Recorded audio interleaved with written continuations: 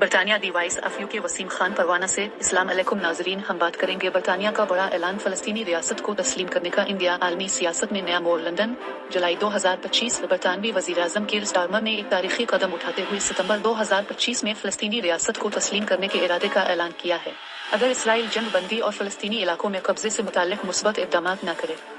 ये ऐलान न सिर्फ बरतानिया की खारजा पॉलिसी में तब्दीली की अलामत है, बल्कि मशरिक़ वस्ता की सियासत, आलमी सिफारतकारी और इंसानी हुकूक के मंजरनामे पर भी गहरे असरात मुरतब करेगा। फलस्तीन का मसला 1948 में इसराइल के क़याम के साथ शुरू हुआ।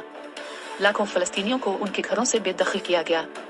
तब से लेकर आज तक फलस्तीनी अवाम बुनियादी इंसानी हुकूक, खुद मुख्तारी और एक आज़ाद रियासत के लिए जिदोजहद कर रहे हैं। अक़वाम मुत्तहिदा समेत दुनिया के कई ममालिक फ़लस्तीनी रियासत के क़याम की हिमायत करते रहे हैं, लेकिन अमरीका, बरतानिया और कई यूरोपीय ममालिक ने अब तक इसे रस्मी तौर पर तस्लीम नहीं किया था। वज़ीर-ए-आज़म स्टारमर ने वाज़ेह किया कि अगर इसराइल ने सितंबर तक जंग बंदी न की और वेस्ट बैंक और गजा में बरबरियत न रोकी तो बरतानिया फ़लस्तीनी रियासत को तस्लीम कर लेगा। इस ऐलान के मुमकिना मकासद इख़लाक़ी क़यादत का दावा। बरतानिया आलमी सतह पर इंसानी हुकूक का अलंबरदार बनने की कोशिश कर रहा है। इस्लामी दुनिया से बेहतर ताल्लुकात अरब और मुस्लिम ममालिक में बरतानिया की साख बेहतर हो सकती है।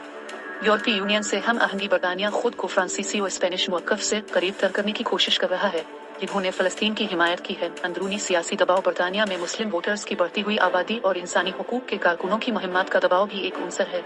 अमेरिका बरतानिया ताल्लुकात में कशीदगी। अगर वाशिंगटन अब भी इसराइल का अंधा दिफा करता रहा तो लंदन वाशिंगटन ताल्लुकात पर असर पड़ सकता है।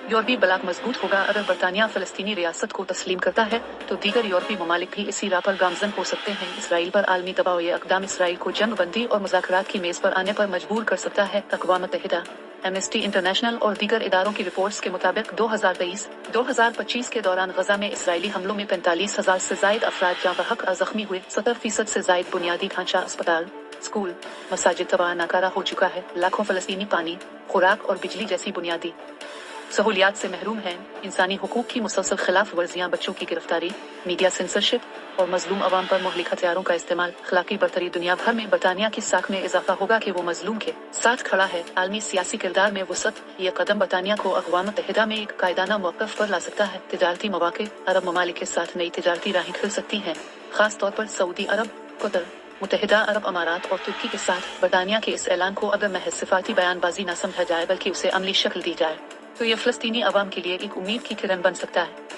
अगर दीगर यूरोपीय और आलमी ताकतें भी इसकी पैरवी करें तो यह आलमी इंसाफ की तरफ एक फैसलाकुन कदम होगा।